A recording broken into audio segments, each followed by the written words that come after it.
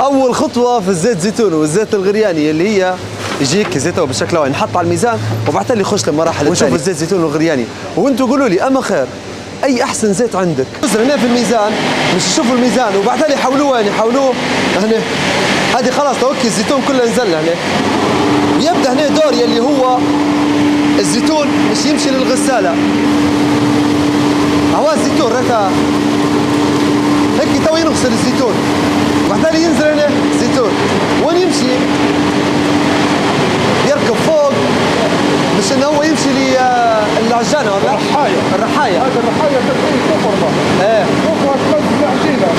هذه العجينه هنا يتحول من مراحل يمشي في الطب هو هو اللي نقطه ايوه يمشي هنا بعد تالي يجي يتقسم لثلاثه. شنو هما ثلاثه؟ اللي هو بين انه يكون هنا زيت وهنا اللي هو مرجين هو يقولوا له هذا مرجين. مرجين وبعد تالي المرحله الفيتوره هو للحيوانات تطلع برا. تطلع برا الفيتوره. طبعا في مرحله ثانيه اللي لازم نوضحها لكم بين المرجين وبين الزيت. المرجين لازم يمشي مره ثانيه يتصفى من جديد ينذهب بالزيت ويعني ليه قامه نفس ما خش في الميزان لازم يكون ميزانه واضح. يتحول للمرحله هي اللي هو يتصفى للزيت هيك الزيت يكون وبعدها يمشي للمرجين. المرجين هو هذا الصفاي الثاني للمرجين. المرجين هو شنو هو؟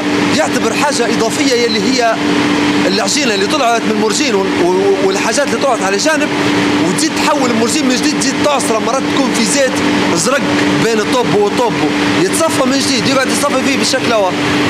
قالوا في مثل يقولوا فيه اللي يخش بين المراه وراجلها تتخطاه خبزه بالزيت. عارفينها القصه ولا مش عارفينها؟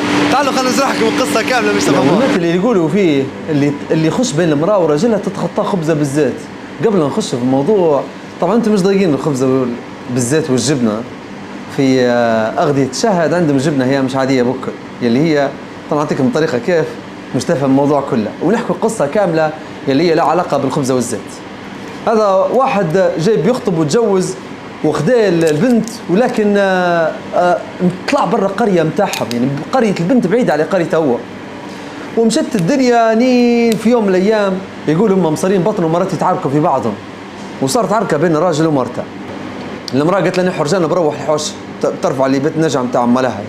طلعوا وياها في الطريق ماشي رفعها لنا حرجانه هو رفعها في الطريق لقوا مني لقوا بول امراه لان بحكم انه بول امراه عنده مرعى وعنده بل. مشيت لقوا معاه في الطريق كيف حالك عمي شو اخبارك ماشي الامور؟ قال له خيرك. قال له والله شويه عندنا شويه مشكله نبي نحلها في البيت النجع نتاعك. مش قال مي مالها قبل لا تليل علينا الليل خلينا نمشوا. وهم ماشيين في الطريق الناس لولا شو تقول وين ما يليل عليك الليل بيت. فهم ماشيين في الطريق ظلمت الدنيا.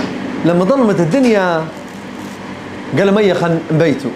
طرح له حصيره وبات الراجل في الوسط ويمين الراجل اللي هو سيبه ويساره بنته وبنتها عندها قفه.